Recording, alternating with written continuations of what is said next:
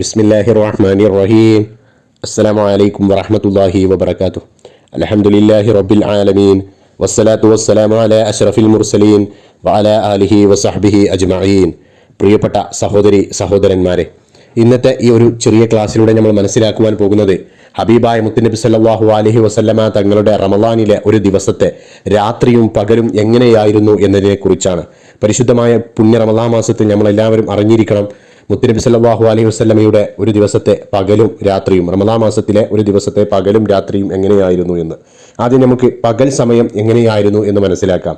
ഹബീബായ മുത്തുനബി സല്ലല്ലാഹു അലൈഹി വസല്ലമ തങ്ങളുടെ പകൽ സമയം ഫർള് നമസ്കാരങ്ങൾക്കായി നബി തങ്ങൾ വീട്ടിൽ നിന്ന് പള്ളിയിലേക്ക് വരികയും ജനങ്ങൾക്ക് നേതൃത്വം നൽകുകയും ചെയ്തിരുന്നു.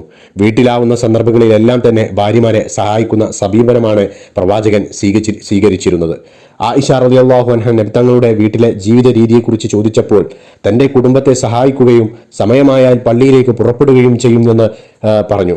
ആടിനെ കറക്കുക, വസ്ത്രം നന്നാക്കുക തുടങ്ങിയ കാര്യങ്ങളൊക്കെ പ്രവാചകൻ സല്ലല്ലാഹു അലൈഹി വസല്ലമ തങ്ങൾ സ്വന്തമായി ചെയ്തിരുന്നതായി മറ്റു റിപ്പോർട്ടുകളിൽ കാണാൻ സാധിക്കും.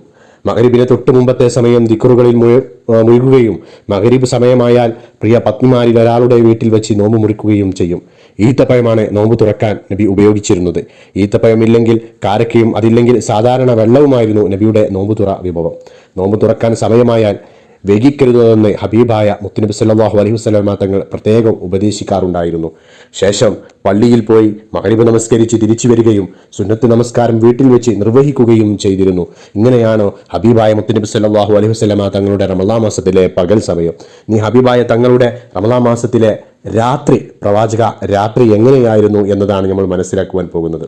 ഇശാ സമയമായാൽ വീട്ടിൽ നിന്ന് സുന്നത്ത് നിസ്കരിച്ച് പള്ളിയിൽ പോയി ഇശാ ജമാഅത്തിന് നേതൃത്വം നൽകും.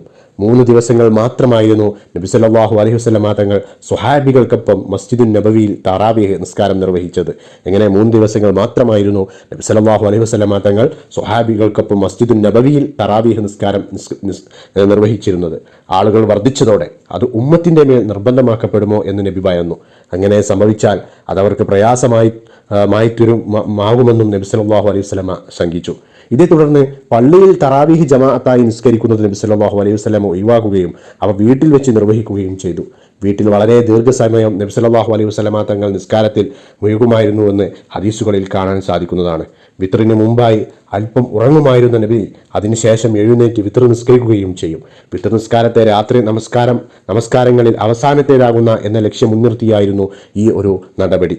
ചില ദിവസങ്ങളിൽ ഭാര്യമാരുമായി ശാരീരിക ബന്ധത്തിൽ ഏർപ്പെടുകയും അതിനുശേഷം സുബഹി വരെ കിടക്കുകയും ശേഷം എഴുന്നേറ്റ് കുളിച്ച് പള്ളിയിലേക്ക് പോവുകയും ചെയ്തിരുന്നു ഹബീബായ മുത്തുനബി സല്ലല്ലാഹു അലൈഹി വസല്ലമ തങ്ങൾ. അപ്പോൾ ഹബീബായ മുത്തുനബി സല്ലല്ലാഹു അലൈഹി വസല്ലമ തങ്ങളുടെ റമളാൻ മാസത്തിലെ രാത്രി സമയം ഇങ്ങനെയായിരുന്നു എന്ന കാര്യം മനസ്സിലാക്കുക.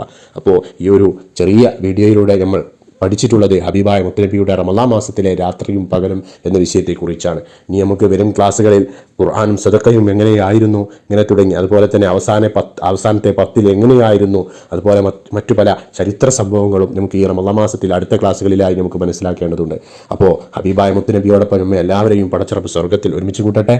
ആമീൻ ആമീൻ യാ റബ്ബൽ ആലമീൻ. അസ്സലാമു അലൈക്കും വറഹ്മത്തുള്ളാഹി വബറകാതുഹു.